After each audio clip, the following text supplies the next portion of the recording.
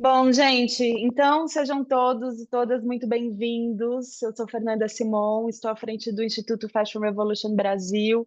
Hoje é um dia muito especial para a nossa equipe, para a nossa organização. É uma honra, em nome do Fashion Revolution, entregar esse projeto, realizar essa pesquisa, né, dessa vez agora pela primeira vez com ênfase em transparência climática, nesta semana pré-COP.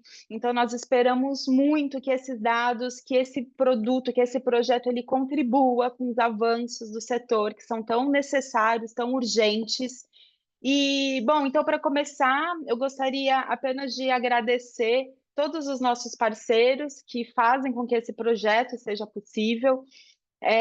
Então, a Fundo Brasil, por meio do Labora, a BIT, a BVTEX, sempre desde a primeira edição do Índice de Transparência da Moda, ao nosso lado, aí contribuindo muito, o Pacto Global da ONU, a Impacto e a Aliança Empreendedora, também nossos parceiros, né, há bastante tempo. Este ano, pela primeira vez, temos parceiros novos, que é a Block Force. Então, acho que a Isa depois pode contar um pouco até dessa parceria, né, Isa? E também parabenizar toda a equipe do Fashion Revolution, principalmente a equipe organizadora, coordenadora e realizadora desse projeto. Então, a Isabela, a Paula, a Cláudia, a Lua, que fez o design, e também toda a equipe do Fashion Revolution que está por trás, ali, aqui, fazendo o evento, fazendo os contratos, né, Carol? Que temos uma equipe toda muito unida e dedicada para que a gente possa entregar este projeto como todos os outros. E também os nossos parceiros técnicos, também desde a primeira edição, ABC Associados, o Aron e o Renato, parceiros também aí de jornada nessa agora, né, falando da transparência climática. Bom, gente, então sejam todos bem-vindos. Também já vou convidar todos para baixar o relatório e compartilhar o relatório em suas redes, em seus canais. E também já deixar aqui até um convite, né, para quem quiser ser apoiador e quem sabe até patrocinador da próxima edição, entre em contato com a gente. Então, bom evento, gostaria de convidar o Aron para começar já a trazer a nossa pauta. Obrigada, gente.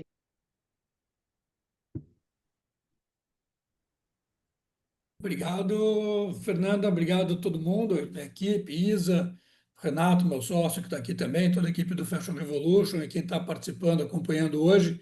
É um prazer mesmo a gente estar, né, mais um ano trazendo o relatório e conversando sobre a importância que a gente tem da transparência, né, na indústria da moda.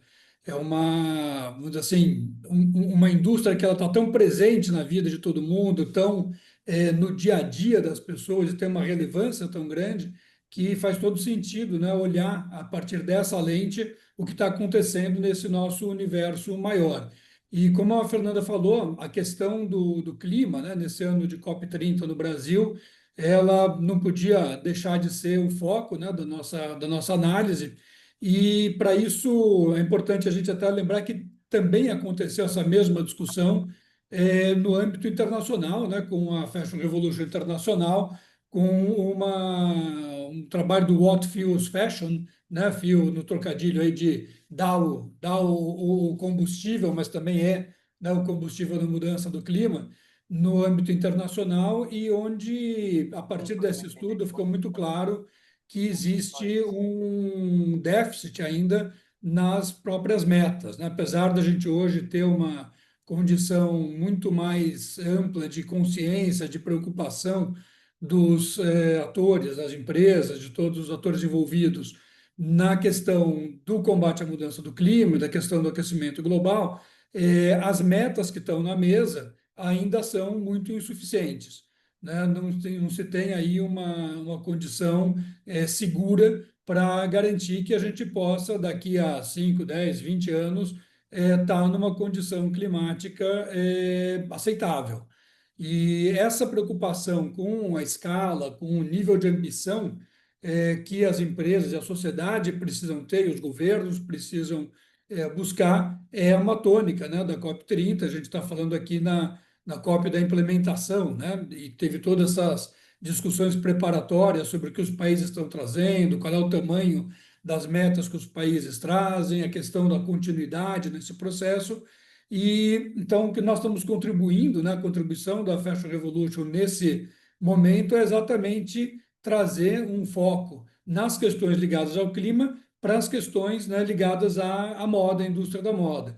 E aí é importante a gente lembrar que a mudança do clima ela é um problema, vou chamar assim, multidimensional, um problema complexo porque ele está envolvendo não só as questões específicas de uso de combustível fóssil, mas, na verdade, de uma maneira indireta, mas muito consistente, também outras atividades como o próprio transporte de matérias-primas, de produtos acabados, a questão de, né, uso de energia para iluminação, uso de energia no processos térmicos, né, que é muito demandante na indústria. Tem toda uma sequência que começa não só nas próprias empresas que produzem, né, o vestuário, mas também começa na própria produção de matéria-prima e dos insumos que estão entrando na produção de matéria-prima, né? Se a gente for pensar em algodão, né, o algodão ele tem um uso intensivo de defensivos agrícolas, de fertilizantes, que por sua vez tem implicações do ponto de vista da mudança do clima. Então, quando a gente pensa no olhar das mudanças do clima no âmbito da indústria da moda, a gente está falando de uma coisa muito relevante, né? No caso, no trabalho que foi feito agora, essa relevância, esse olhar mais complexo, ele se traduziu em 5 dimensões, que a Isa vai detalhar, mas, né, só para dar essa primeira entradinha, a gente falou sobre emissões de carbono, evidentemente, as emissões de CO2 dos vários escopos, né, escopo 1, 2 e 3, próprias da empresa, ligadas à energia e na cadeia de valor. Nós falamos também das estratégias de descarbonização, em que medida as empresas estão avançando para esse processo de diminuir as emissões de carbono diretas e indiretas, né, de toda a sua cadeia produtiva. Falamos sobre os compromissos com desmatamento zero, de novo, né, muito da matéria-prima vem de áreas que elas podem estar sendo desmatadas, inclusive pelo lado da pecuária, que tem a ver com o couro, que também faz parte da indústria, é outro insumo importante da indústria. A questão do uso de energias renováveis, que é uma das mais importantes soluções que a gente tem quando pensa na questão de emissões. E, por último, eu acho que esse é um ponto que eu enfatizo muito, a questão da transição justa, né? Que é uma coisa que está começando agora a ser um pouco mais falada, mas que é importante a gente ter presente, que significa lembrar que a questão do clima não é uma questão que afeta a sociedade toda por igual. Ela afeta a sociedade de uma maneira muito desigual, né? E desigual num sentido duplamente perverso, vamos dizer assim, porque, por um lado, são as populações mais pobres, mais vulneráveis, aquelas que emitem menos, porque tem menor consumo, porque tem menor uso de recursos em geral, e ao mesmo tempo porque são essas populações vulneráveis que são as mais atingidas pelas mudanças do clima, pelas questões dos eventos climáticos, das secas, das enchentes, né, das perdas de emprego, das perdas de produção, perda de colheita. Quer dizer, isso tudo é um sintoma muito grave da mudança do clima, porque ela realmente potencializa uma desigualdade que já está presente na sociedade e que ela tende a ficar mais grave ainda. Então, a ideia da transição justa, ela não é uma coisa trivial, não é uma coisa marginal, é um assunto central e por isso que foi um dos 5 eixos que a gente utilizou nessa pesquisa. E concluindo, para passar a bola para a Isa, para não me alongar demais também, uma coisa que acho que é muito importante sempre a gente levar em conta nesses processos, como uma COP30, é entender que nós estamos, vamos dizer assim, navegando uma transição longa dentro do nosso modo de produção e consumo, de organização da sociedade, e algumas vezes isso nos dá uma sensação ali de que as coisas não estão mudando, as coisas não estão acontecendo, e se for lembrar, eu acompanhei isso muito de perto pessoalmente, desde antes da Rio+20, né? Rio+20 já há 33 anos que ela aconteceu, desculpa, há 13 anos, a Rio 92 que foi há 33 anos atrás, onde começou a Conferência do Clima, né? Então, COP30, porque é a 30ª reunião das partes da Conferência do Clima, que foi assinada no Rio de Janeiro em 1992, né? Ela não bate exatamente 33 anos desde a assinatura, porque teve os 2 primeiros anos não teve a Conferência das Partes. Mas o fato é que a gente vem, né, dando continuidade. Nós estamos agora aqui em Belém, na semana que vem, com uma reunião muito importante, porque o clima é talvez o aspecto mais visível, mais urgente, mais emergente dos desafios da sustentabilidade, né? Nós tivemos nessa construção, né, desde 2012, no Rio de Janeiro, os ODS, o Acordo de Paris, né, em 2015, e o Fashion Revolution, né, é um movimento que surge bem nessa época, né, surge lá em 2014 aqui no Brasil, 2013 internacionalmente, com o evento do Rana Plaza, né, aquele acidente, aquele desastre, não um acidente, que matou centenas de pessoas, e essa situação, então, ela vem nos motivando a avançar cada vez mais. E acho que a gente não deve esquecer também, pensando nesse caminho até aqui, o que, que foi, né, o período aí de 2020 a 2022, com a pandemia e tudo isso que isso representou, né, também de conscientização e, ao mesmo tempo, de agravamento desse processo todo. Então, nós estamos vivendo agora, acho que um momento muito importante, muito crítico, onde o senso de urgência, a necessidade de fazer uma transição justa, ele está totalmente na mesa. É uma necessidade que claramente não pode ser adiada, e eu acho que a nossa preocupação aqui é dar ênfase e mostrar o quanto o nível de ambição e o senso de urgência são necessários nesse momento. E a transparência é o passo inicial disso. A gente sabe que quem nem sequer fala sobre o assunto dificilmente vai estar fazendo alguma coisa sobre isso, e a comunidade, os stakeholders, nós todos e todas, temos que estar atentos e cobrando isso. Então, isso que nos move a trazer, né, nesse momento de COP30, essa provocação inicial, essas informações objetivas sobre qual é a realidade do assunto no âmbito da indústria da moda, por isso foi feito esse recorte. Então, vamos ouvir agora os dados aqui com a Isa e, no final, a gente pode conversar mais e discutir os aspectos específicos. Obrigado e parabéns para toda a equipe. Obrigada, Arô, obrigada, Fê, aí pela introdução. Boa tarde a todos e todas. Eu sou Isabela, coordenadora de pesquisa do Fashion Revolution Brasil e responsável pela realização do Índice de Transparência da Moda aqui no Brasil. Bom, eu dividi a nossa apresentação de hoje em algumas partes, né? Então, primeiro a gente vai falar um pouco desse cenário geral da mudança climática, depois como a moda se relaciona com o clima, né? E por que que a gente precisa falar desse assunto, para aí então entrar, né, nos resultados da pesquisa desse ano. Se ao longo da apresentação vocês forem tendo qualquer dúvida, podem colocando no chat, mas no final a gente vai abrir, né, para poder também conversar e responder qualquer dúvida que vocês possam ter aí. Começando então, né, acho que o Aron trouxe isso muito claro, a ciência está mais que clara já. Todos os setores devem reduzir pela metade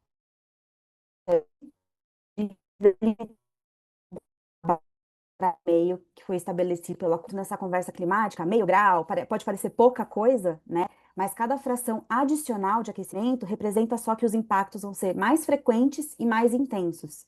E com isso, a adaptação e a mitigação só vai se tornar mais difícil e mais cara, né? Então a gente precisa realmente de todos nessa luta conjunta. Outro ponto essencial que o Arão também trouxe na fala dele é que a crise climática ela é uma crise de direitos humanos, que as mudanças do clima elas expõem e intensificam desigualdades. Então, a crise climática ela atinge sim a todos, mas não a todos da mesma forma, né? Então, os impactos da mudança do clima aprofundam cenários de desigualdade que já existem, com as populações vulnerabilizadas já têm menos condição de se proteger, e isso tende a se intensificar.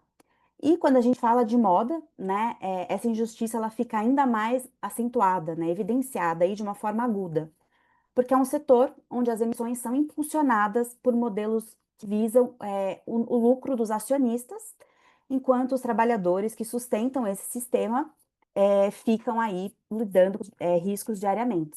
Fê, quer falar alguma coisa? Não, desculpa, é que a sua apresentação não estava aparecendo, mas é que ela está em outra tela, né? Aqui agora que eu vi. Agora tá? Então todo mundo Agora vendo? foi. Acho que tá. É, porque ela estava ali como tela de Isabela, como outra opção. Eu estou vendo normal. Ah, você está vendo normal, tá. Então, beleza. Então, né, isso só mostra realmente a urgência que a gente tem. A gente tem 5 anos até 2030, né? E se as coisas não mudarem agora, tem estudos que mostram que as emissões do setor elas podem aumentar ao invés de diminuir. E é por isso que a gente fala que a responsabilização climática ela começa com a transparência. Então, foi por isso que a gente resolveu trazer essa pesquisa esse ano aqui para o Brasil, né? A gente realiza o índice no Brasil desde 2018, mas esse ano com a COP30 a gente achou que era o momento realmente de colocar o holofote nas questões ambientais ligadas a clima, né, e as sociais de transição justa. Então, esse relatório foi construído baseado na metodologia do What Fuels Fashion, lançado pelo Fashion Revolution Global. Já está disponível online, né, desde setembro, para quem quiser baixar e analisar. E então a gente se baseou nessa pesquisa para construir a nossa, e o objetivo é medir a transparência das marcas em relação à divulgação de dados públicos sobre rastreabilidade da cadeia de fornecimento, clima e energia. Como a gente sempre fala, né, a gente enfatiza muito esse ponto de que a transparência não é a mesma coisa que a sustentabilidade, mas é um caminho para a mudança. Né? A transparência leva à verificação de contas, leva a uma prestação de contas maior e aí sim leva para a mudança, né? A transparência é a divulgação pública de informações que possam ser confiáveis, abrangentes e comparáveis ao longo das cadeias de fornecimento, para que isso possa permitir que diversos outros agentes, né, então jornalistas, investidores, outras ONGs, legisladores, possam ver essas informações e cobrar mudanças. Outro ponto essencial da gente destacar é que a transparência não é mais uma demanda radical, ela é o mínimo necessário, né? Então, é assim, o primeiro passo rumo à justiça social e climática. E nesse momento que a gente está de crise climática, a necessidade de transparência e dados primários nunca foi tão urgente. Então, quando o mundo está correndo para alcançar suas metas climáticas, a gente reparou nessa pesquisa que muitas grandes marcas continuam operando com impunidade, evitando até mesmo níveis mais básicos de transparência. Então, é por isso que a gente também traz essa pesquisa para esse chamado de mudança. Né? Então, destacando de novo que transparência não é a mesma coisa que ética e sustentabilidade, né? Esse não é o objetivo do índice, né? O objetivo realmente é avaliar como é que essas marcas estão disponibilizando as suas informações publicamente ou não. Né? Os pontos são concedidos com base em informações divulgadas publicamente nos próprios sites das marcas, né? Então, são documentos que elas próprias divulgam, e a verificação das alegações está além do escopo dessa pesquisa, mas a gente incentiva que todo mundo utilize essa pesquisa para, sim, responsabilizar as marcas.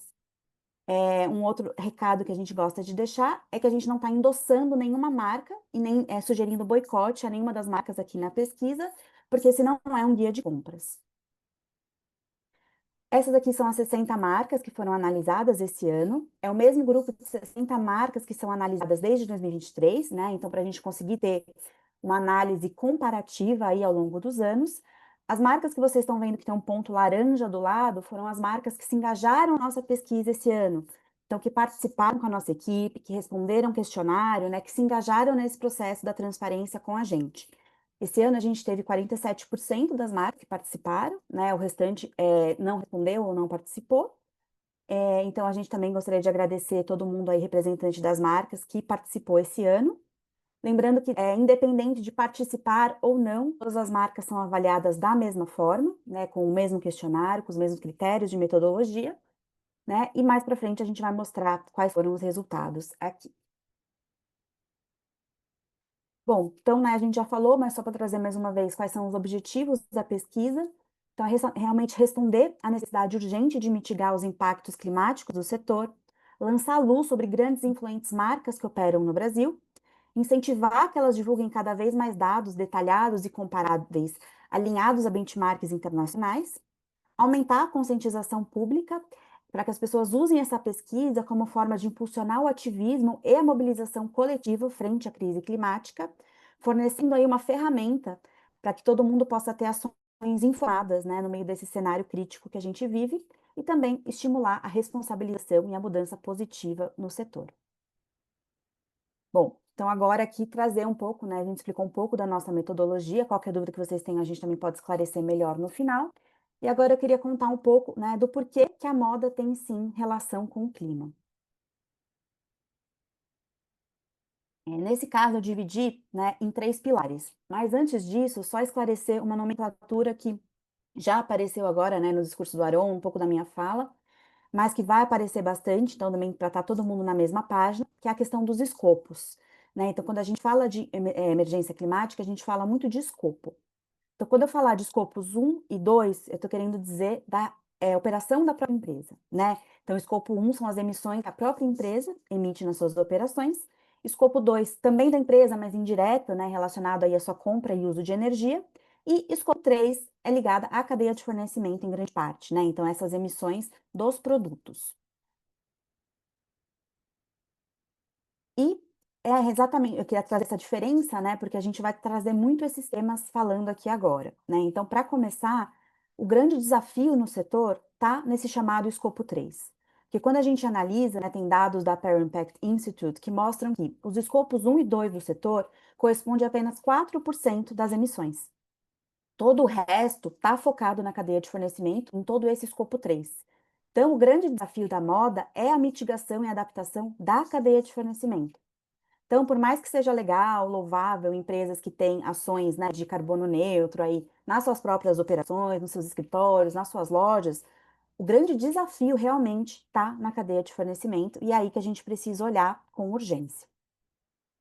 Então, né, agora esses 3 pilares que eu comentei com vocês, eu vou falar da relação da moda com os combustíveis fósseis, com o desmatamento e com a questão da transição justa, né? Então, primeiro, a moda é uma indústria que é, sim, independente de combustíveis fósseis em diversas etapas.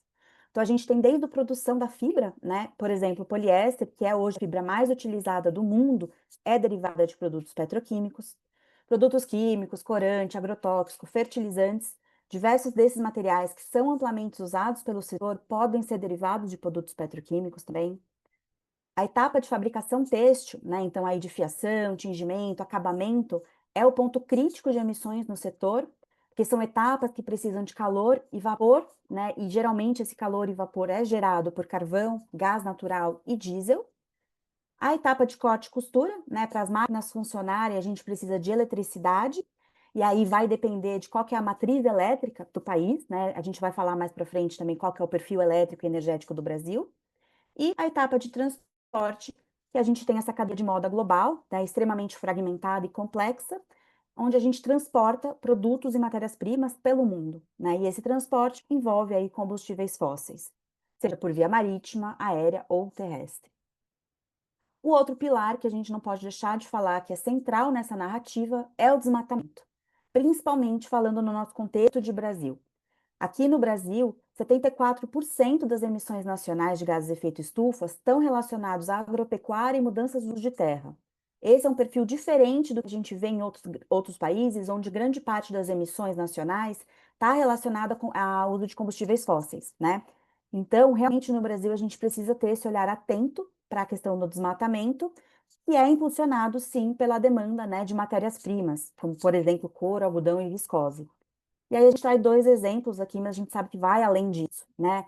Mas a questão do couro, da pecuária e da Amazônia, né? Onde mais de 90% do desmatamento da Amazônia entre 85 e 2023 foi para abrir pastagem. O Brasil é hoje um dos maiores exportadores de couro cru para o mundo. E a pecuária, né, o couro, está ligado a questões de invasão de terra indígena, violações de direitos humanos e emissão de metano, que nem sempre é um tema muito falado no setor. E também a questão de algodão e cerrado, né? O Brasil se tornou o maior exportador mundial de algodão no ano passado.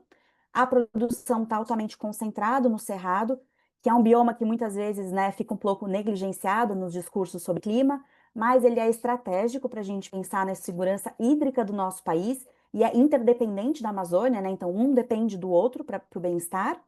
E tem estudos que mostram também aí forte pressão por desmatamento, uso de agrotóxico e grilagem na região. E, por último, mas não menos importante, né, é sempre trazer a questão dos trabalhadores para o centro. Os impactos da crise climática já estão atingindo os trabalhadores da moda no mundo todo. Eu não vou passar ponto a ponto aqui, né, tem tudo isso no nosso relatório para quem quiser mais, mas só para vocês verem que são notícias dos últimos 3 anos, né, destacando aqui vários centros de produção de moda no mundo e todos já sendo impactados pela crise climática. A gente teve um exemplo muito claro aqui no Brasil, ano passado, né, nas enchentes do Rio Grande do Sul, que afetaram grande parte, né, da produção do estado que a gente tem por lá, do nosso setor, mas isso não acontece só aqui, né, a gente teve mesma questão de enchentes também no Paquistão, na Índia, Honduras, calor extremo, Bangladesh também, no Camboja, no Marrocos, Mongólia, tempestades de neve. Então, a gente já sabe que isso está atingindo trabalhadores no mundo todo. Então, a gente precisa de uma ação agora. Né? E, agora que eu sei que é o que todo mundo está esperando, né, a gente entrar aí nos resultados realmente da pesquisa desse ano. 24% foi a pontuação média geral das 60 marcas analisadas, né? Então, se a gente pensar, o máximo seria 100%, então 24% ainda está bem aquém, né, do que a gente precisa.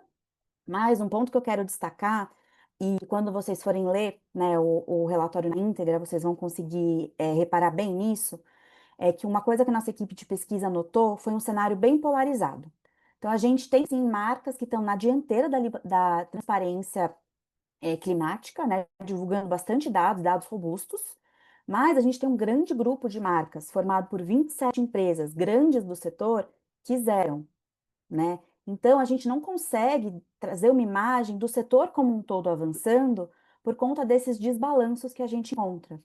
Outro ponto que é importante observar também, vocês vão ver, dentro do top 10 de marcas, a gente vê que 50, pontuar dentro de 50%, que é metade, classifica para estar no top 10. Então, a gente já vê também que nesse cenário demonstra também uma falta de transparência geral. Né? Então, é sempre importante a gente olhar que teve bem essa polarização na nossa pesquisa, e vocês podem ver pelo resultado com mais detalhes, seção a seção. Marcas na dianteira e um grande grupo de marcas sempre zerando. E essas são as 5 seções, né, que o Aaron citou aí que a gente tem no questionário desse ano. A primeira seção é a de rastreabilidade, que a gente tem desde a primeira edição do índice, né? Então, olhando para listas de fornecedores das empresas. Depois, uma seção sobre emissões de carbono, né, de gases de efeito estufa, descarbonização e desmatamento zero, aquisição e uso de energia renovável e transição justa.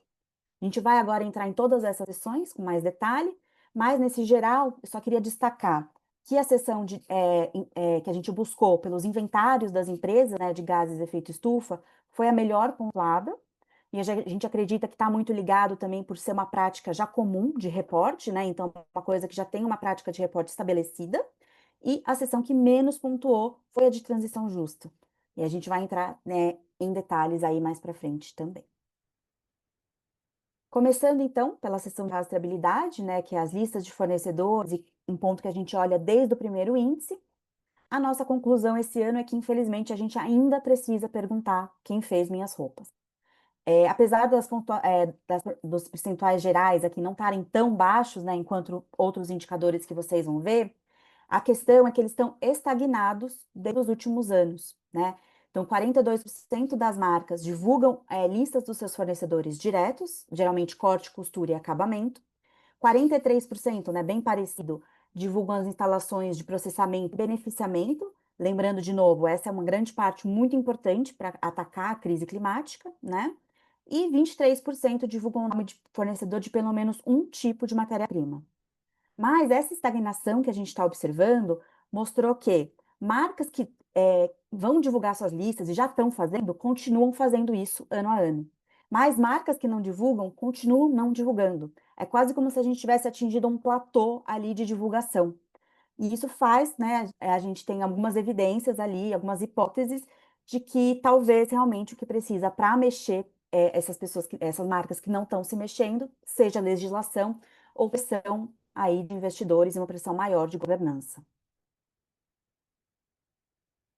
Passando aí para a nossa seção de emissões de gases de efeito estufa, lembrando aqui, eu não passar por todos os indicadores da pesquisa, porque são muitos, então é só alguns highlights, vocês conseguem ver todos no final, e também qualquer dúvida é só falar. Mas, então, voltando aqui para a nossa seção de emissões de gases de efeito estufa, que, como eu comentei, foi a seção mais bem pontuada esse ano, ou seja, que as marcas mais são transparentes sobre. E a gente notou esse ano que esse indicador, né, então, de divulgação realmente dos seus inventários, foi o que teve o maior crescimento ao longo dos anos, dentre todos da pesquisa. Então, quando a gente começou, né, o primeiro ano que a gente inseriu esse indicador foi em 2019. Nesse ano, 17% das marcas divulgavam as suas emissões diretas, né, das próprias operações, escopos 1 e 2, passando para 45% esse ano. E em relação ao escopo 3, incluindo a categoria de bens e serviços adquiridas, que para o setor é uma das mais importantes, né, foi de 10% para 37%. Então, sim, a gente consegue ver um salto, né, de transparência bem importante. Mas vocês vão ver que nessa apresentação eu sempre vou tentar trazer os dois lados da moeda. E, apesar da gente sim poder ver, né, esse crescimento, o outro lado que a gente observa, né, é que mais de 60% não divulga nada, né? Então, não divulga relatórios completos de emissões, incluindo os escopos 1, 2 e 3, né? De novo, 3 incluindo categoria de bens e serviços adquiridos. E essa informação, ela já é considerada padrão em reportes globais de sustentabilidade. E outro ponto também que a gente gostaria de destacar aqui é que a gente não conseguiu responder algumas das nossas perguntas fazendo essa pesquisa. A real escala do problema, ela permanece desconhecida. Por que isso? Né, a gente mostrou aqui no gráfico que apenas 37% divulgam, né, as emissões do escopo 3. Entre essas 22 marcas, que seria esse 37%, que reportam os seus dados de escopo 3, quando a gente somou tudo isso, deu um total aí de 59,3 milhões de toneladas de gases de CO2 equivalente. Isso, só para dar uma comparação, né, para não ficar um número solto, já é mais do que as emissões anuais, por exemplo, de Portugal, que é um país inteiro. Então ficou a pergunta para a gente: se apenas 22 marcas já emite mais que um país inteiro, qual seria a real dimensão se a gente considerasse todas as empresas do setor? E a gente passa agora, né, para a seção de descarbonização e desmatamento zero. Primeiro, em descarbonização, foi outro ponto que a gente também observou crescimento de transparência ao longo dos anos. Então, mais marcas tendo seus compromissos de descarbonização validados pelo SBTI, que é o Science Based Targets Initiative. Então, a gente, em 2020, apenas 13% eram transparentes sobre ter esse compromisso validado, para 27% em 2025, né? Então, também teve aí um crescimento bem importante. Mas, de novo, né, olhando aí o outro lado da moeda, isso significa que 70% ainda não divulgam metas científicas validadas de descarbonização, né? E sem meta, fica difícil a gente saber para onde o setor está caminhando. E, de novo, nessa questão, né, de saber para onde o setor está caminhando, um ponto de atenção que a gente gostaria de destacar aqui, e aí eu também vou explicar um pouco, né, o que é esse ponto, é a questão de metas de intensidade. Então, 27%, né, das marcas, conforme eu comentei no slide anterior, têm metas verificadas pelo SBTI, são 16 empresas. Metade dessas empresas tem metas de descarbonização de intensidade e a outra metade tem metas absolutas. Qual que é a diferença? Metas absolutas significa reduzir o volume total de gases de efeito estufa emitido por aquela empresa em comparação ao ano base da sua meta, né? Por exemplo, reduzir 50% as emissões totais até 2030 em comparação a 2019. Quando a gente fala de uma meta de intensidade, a gente quer dizer reduzir com base em unidade de produto ou unidade de receita. Por exemplo, reduzir em 30% emissões por peça de roupa produzida até 2030, comparado com 2019. Qual que é o problema dessa meta de intensidade? O problema é que a gente está falando da indústria da moda, que é uma indústria, né, e na raiz dela tem a questão da superprodução e do crescer, né, do crescer o faturamento. Então, né, essa meta, ela não impede, no geral, o crescimento das emissões totais dessa empresa, porque por mais que diminua o emitido por peça, isso não necessariamente significa que o total emitido por essa empresa vai diminuir, né? Então, esse é o problema de uma abordagem de intensidade que a gente gostaria de chamar muito a atenção de todas as empresas do setor que têm metas dessa forma, né? O que importa para a natureza não é o volume por peça, é o volume total de gases lançados na atmosfera, né? Então, é um ponto de muita atenção, especialmente quando a gente fala de um setor que é tão baseado em superprodução. E outro ponto de atenção também que deixou a gente, né, bem alarmado durante a pesquisa foi que das 60 empresas, a gente só consegue dizer com certeza que 7 reduziram suas emissões no último ano, né, com relação ao ano base. Essas 7 que a gente conseguiu realmente ver evidências claras de que reduziram suas emissões foram a Adidas, a Dafit, a Decathlon, a Malve, a Renner, a Yukon e a Zara. Todas as outras empresas, a gente não consegue saber se elas reduziram suas emissões ou não. Por quê? Grande parte não divulga, né? 73%, como eu falei, não tem uma meta. Sem meta, a gente não consegue acessar o progresso. Outras, 10%, não tem relatórios transparentes de progresso. Então, faltam números ali para a gente conseguir fazer a matemática. E a gente tem também 5% de empresas que teve aumento de emissões. Então, esse também é um ponto alarmante da nossa pesquisa. Passando agora aqui, então, para essa sessão de desmatamento zero, que a gente já comentou um pouco da importância dela para o Brasil. Também é importante destacar que esse é um indicador que não tem na pesquisa global, realmente por conta, né, a gente trouxe para o Brasil realmente nessa adaptação por conta da relevância desse cenário no nosso país. E o que a gente encontrou foi que 80% das marcas não têm compromissos públicos com prazo determinado para o desmatamento zero em pelo menos uma de suas matérias-primas. Então, eu não estou falando compromissos para todas, pelo menos uma delas. E, né, a nossa mensagem que fica é que se a moda quiser de fato contribuir para a preservação dos biomas e para a estabilidade do clima global, a gente precisa de muito mais ambição nesses compromissos e compromissos transparentes, né?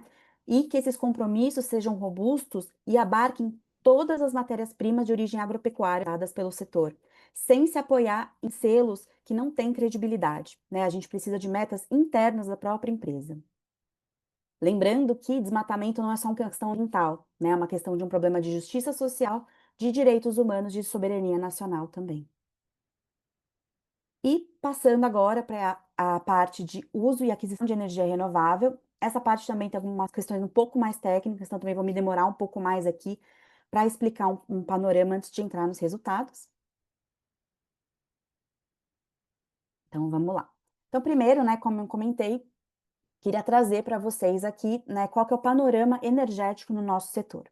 Né? Então, tem os dados públicos que mostram que o consumo de energia no setor brasileiro é esse aqui que está aqui no gráfico mostrado. Né? Então, 69% focado em eletricidade, 20% em gás natural, 8% em lenha e 3% em outros, né? Que o estudo não é então, tantos em detalhe. Esses dados não são nossos, tá? A gente se baseou no balanço energético do setor. Mas o que isso aqui mostra? Uma certa vantagem do setor brasileiro, porque a gente sabe que a matriz elétrica do nosso país é em grande parte incluído aí, né, de matrizes renováveis, né? Então isso é muito importante para o nosso setor, esse cenário que está mostrando aqui, e pode mostrar uma diferenciação muito grande de outros países produtores, né? Uma posição de vantagem realmente no nosso país, como setor têxtil, em relação a outros países produtores. Aqui dei dois exemplos, né? Mas, por exemplo, China e Bangladesh, onde grande parte do consumo de energia têxtil desses países ainda é focado em carvão, que a gente sabe que é um dos piores combustíveis aí para a crise climática, né? Mas, de novo, vou olhar aqui para o outro lado da moeda, né? Que, então, no nosso país, o grande desafio está na substituição do gás natural e da lenha, né? Biomassa aí, para o futuro, né? Então, o gás natural, ele é um combustível fóssil, né? Ele é altamente composto por metano, e se acontece o que é comum de vazamento, né, na cadeia de distribuição, pode ser até mais nocivo, né, que outros gases. O metano ele tem muitos problemas. Biomassa, né, em alguns países a queima pode ser até também mais prejudicial que outros combustíveis fósseis, e a gente sabe que está ligada a muitas questões de perda de biodiversidade, impactos sociais, disputas fundiárias. Então, sim, são opções melhores do que muito setor em outros países está usando, mas são fontes transitórias. Isso que é muito importante enfatizar. É um grande perigo se o país e o nosso setor ficar preso nessas soluções que não são definitivas, né? A gente tem a oportunidade, como o Brasil e como matriz elétrica que a gente já possui, de dar esse salto e demonstrar, né, o quanto o país e o nosso setor têxtil pode ir à frente, né? Então é importante olhar para isso. E aí a gente trouxe aqui uma das soluções que veio no What Feels Fashion, e a gente adaptou também, acreditando que também se encaixa muito na nossa realidade, que é uma boa notícia que o setor da moda já pode se eletrificar. Já existem tecnologias de eletrificação para essa etapa que eu comentei, né, que é a mais crítica ali de beneficiamento e processamento, para todos os processos, porque são processos que, quando a gente compara com outros setores, que é o que vocês estão vendo nesse gráfico, exige calor de baixa temperatura, né? Então, uma média aí de 80 a 150 graus Celsius.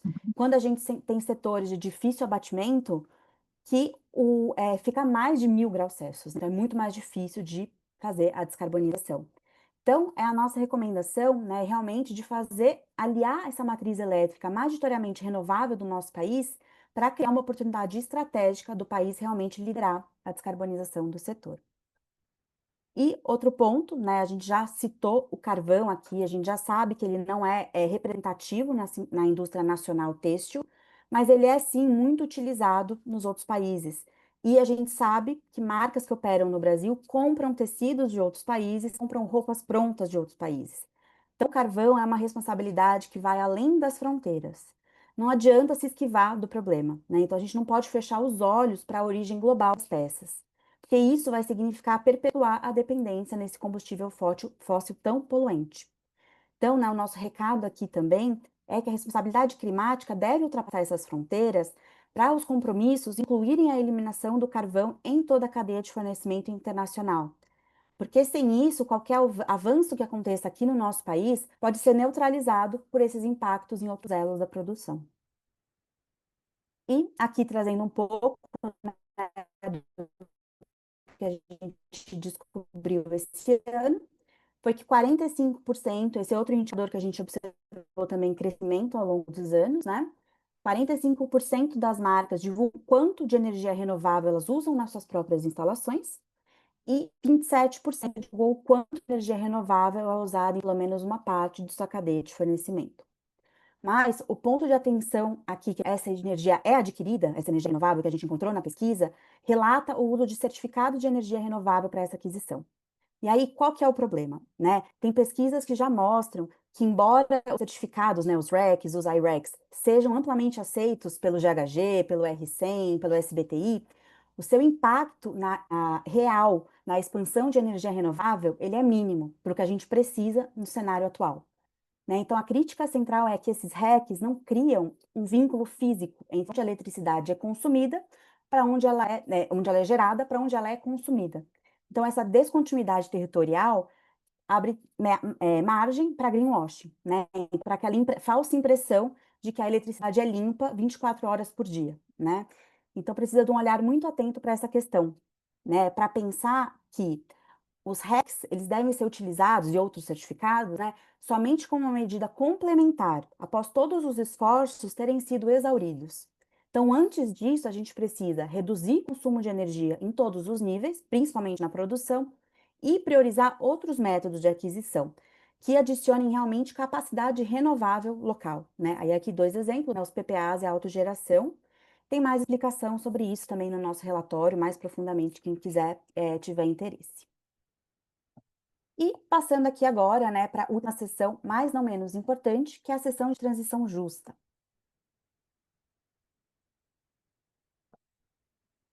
Então, o conceito, né, de transição justa, ele foi originado no movimento sindical, ele é reconhecido no Acordo de Paris e estabelece que a ação climática e essa transição que a gente precisa fazer urgentemente para uma economia de baixo carbono deve ser justa, não deve deixar ninguém para trás. E, né, a forma como o setor da moda opera, com essa produção fortemente terceirizada em grande parte, transfere não apenas as emissões, mas também os riscos e os custos para os trabalhadores e os fornecedores. Então, como eu falei, o verdadeiro desafio do setor está em enfrentar essas emissões e a vulnerabilidade da cadeia produtiva. A gente precisa que as marcas, os investidores e os governos, né, que a gente chama de as partes poderosas desse setor, dividam os custos de mitigação e adaptação. E façam isso por meio de viabilizar pagamento de salário digno e se engajando num diálogo social genuíno. Tem esses passos, né, que estão aqui descritos, qualquer solução que possa ser empregada corre o risco de replicar os mesmos padrões extrativistas que impulsionaram a crise climática aqui. E entrando aqui agora, né, então, realmente nesses achados desse ano da sessão de transição justa, como a gente comentou no início da apresentação, foi o que a gente considerou como o elo mais frágil de transparência, né? A sessão com menos pontuação média geral, em que mais marcas zeraram. Então, das 60 marcas analisadas, 65% zeraram essa sessão, revelando uma falta de transparência generalizada sobre esses esforços para garantir que os trabalhadores e as comunidades não sejam deixados para trás. Os trabalhadores da moda, como eu mostrei naquelas notícias, né, no início da apresentação, já estão perdendo parte dos seus meios de subsistência em razão de enchentes, de crise de calor e outros muitos impactos climáticos. E para quem já sobrevive com salários baixos, em condições, né, precárias, isso significa só agravamento de dívidas e perpetuação do ciclo de pobreza. Então, a gente precisa realmente olhar com atenção para essa questão da transição justa. Né? E quando a gente fala de transição justa, a gente tem alguns indicadores nessa pesquisa, né? O primeiro deles, a gente olhou como que as marcas se posicionam como parceiras financeiras dessa transição, né? Como eu comentei, a gente precisa aí, né, de todo mundo financiando esse processo. E apenas 7% das marcas divulgam como que elas apoiam a mitigação dos gases de efeito estufa na sua cadeia de fornecimento. Então, se as marcas estão realmente comprometidas com essa mitigação, a gente precisa ver isso de uma maneira mais concreta, né, com investimentos reais e robustos. E aí aqui eu citei alguns exemplos do que poderia ser feito, né? Então, por meio tanto de despesas de capital, por meio de CAPEX, ou de OPEX, por despesas operacionais, né? Então, iniciativas que visem reduzir o consumo energético e as emissões nos fornecedores, por exemplo, instalação de painel solar, substituição de caldeira a gás por caldeira elétrica, sistema de isolamento térmico, recuperação de calor, ações que ajudem o fornecedor a lidar com o aumento de custo de operação que pode acontecer por conta da transição, né? Então, vai ficar mais quente, vai aumentar conta de ar-condicionado, se é que aquele fornecedor tem ar-condicionado, né? Vai aumentar a conta de eletricidade por conta de ventilador. Então, a gente precisa dessa ajuda da empresa e dos investidores para os fornecedores e os trabalhadores, né? Então, por exemplo, absorver esse preço mais alto, ajudar aí, né, com pagamentos anuais fixos de tarifas e manutenções e muitos outros pontos. Outra lacuna crítica é a questão da adaptação climática. E aí, esse é um ponto que a gente acredita, pelo que a gente está ouvindo aí, né, muito sobre COP, que logo vai acontecer, vai ser também um tema muito tratado na COP desse ano. E que a gente está observando foi a maior lacuna encontrada na nossa pesquisa. Nenhuma marca divulga investimentos em adaptação climática para os seus fornecedores. Novamente, né, falar aqui que eles já estão sofrendo os impactos da crise climática, né? O que seriam exemplos, né, de adaptação financiada pela empresa?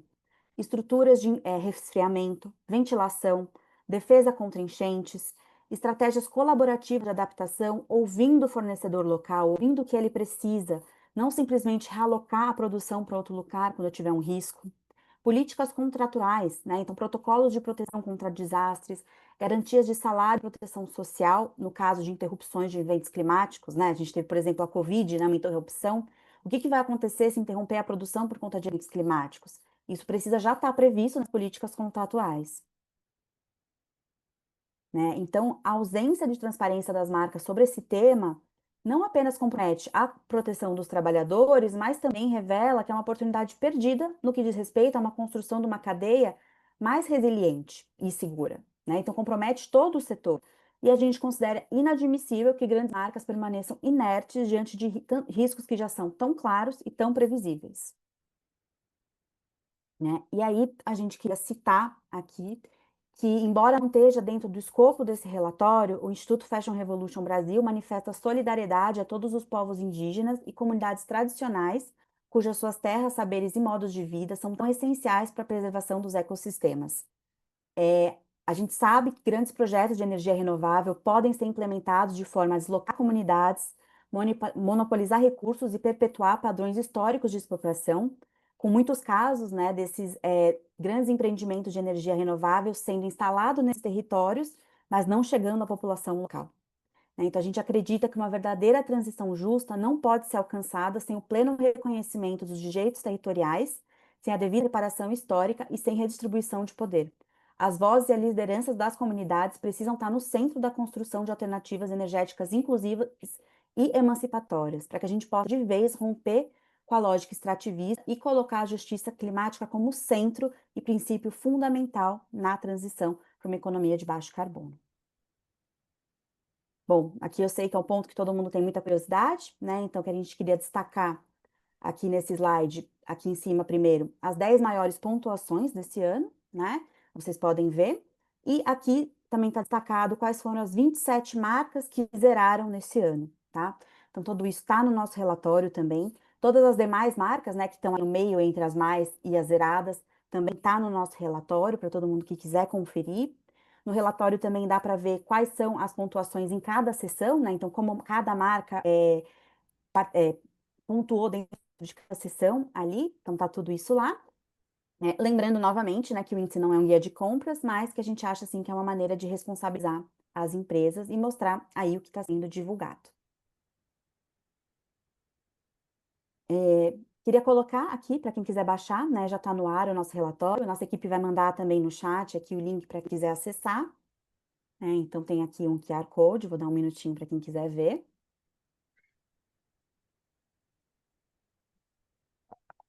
E, por último, mas não menos importante, esse aqui também é outro QR Code que eu queria mostrar para vocês, que é a nossa parceria, né? Esse ano aí a gente tem parceiros incríveis da Blockforce, os meninos super talentosos que criaram um dashboard, que era uma vontade que a gente tinha como Fashion Revolution há muito tempo, de deixar esses dados do índice, tirar eles das redes sociais e do relatório e trazer um site que fosse de mais fácil navegação, né? Uma coisa mais user-friendly ali para todo mundo. Então, convidar todo mundo a acessar, né, essa primeira versão que a gente fez aí, agradecer novamente a Blockforce por todo o apoio. E também contar outra novidade que a gente tem esse ano é que o Índice de Transparência da Moda Brasil Edição Clima e o What Feels Fashion foram selecionados como solução climática para o mutirão da COP30, né? Então a gente vai compor aí o banco de ação concreta voltada para a integridade da informação sobre a mudança climática. Então o relatório vai ser apresentado no banco de soluções dentro do celeiro de soluções, né, da COP30. A nossa diretora executiva Fernanda vai estar lá na COP, né, nos representando lindamente. Então, falar também que a gente vai estar aí integrando esse site com outras iniciativas muito importantes. Agora, vou deixar aqui também mais um pouco o QR Code e passar para o Aron para aí dar um fechamento da nossa fala de hoje, para a gente abrir para a pergunta. Obrigado, Isa. Parabéns aí pela apresentação. Acho que deu para passar muita informação em pouco tempo, né? Muito número.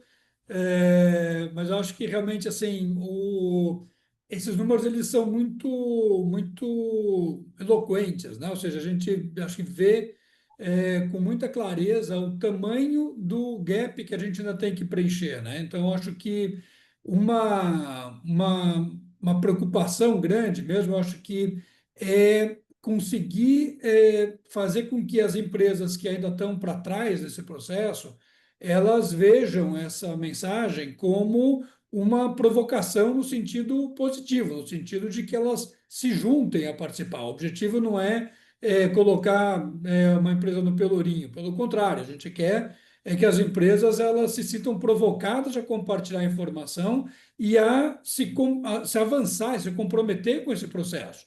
Então, acho que o recado aqui ele é, por um lado, um reconhecimento muito positivo para as empresas que estão disponibilizando informação, e mesmo quando a gente vê que essa informação disponibilizada ainda está aquém daquilo que a gente precisaria para poder realmente avançar e resolver as coisas na magnitude que elas têm. E acho que realmente o momento agora nosso não é um momento de contar uma história bonita, de ir empurrando as coisas com a barriga, fazer uma coisinha para dizer que está cumprindo a sua tarefa, vamos dizer assim, mas é realmente entender a dimensão, né, do desafio e as múltiplas faces desse desafio que tem que ser enfrentado e resolvido. Nossa geração, né, todo mundo que está aqui hoje, faz parte da solução desse problema e acho que são todos nós, todos e todas, né, temos essa condição de participar e de pressionar. Então, acho que as empresas que estão aqui participando hoje, as marcas que estão aqui hoje, elas que divulgaram mais informações devem se sentir cumprimentadas, as que ainda não divulgaram, provocadas a participar, porque isso é totalmente necessário. Eu não vou entrar em nenhum número específico, eu acho que né, os números falam por si ali, mas queria enfatizar realmente essa mensagem de que a gente aqui está querendo dar o senso de urgência, reconhecer quem já avançou, quem está pelo menos falando do assunto como deveria, e provocar quem ainda não chegou aqui para que se junte e participe. Acho que esse é o recado essencial nosso aqui para trazer para frente.